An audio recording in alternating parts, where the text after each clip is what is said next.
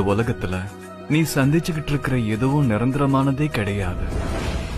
கஷ்டங்களும் வரும், அதுவும் விலகிடும். சுகங்களும் வரும், அதுவும் உன்னை விட்டு விலகிடும்.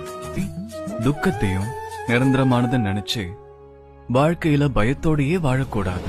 வாழக்கூடிய வாழ்க்கைய நிம்மதியா சாய் ராம் சாய் ஷாம்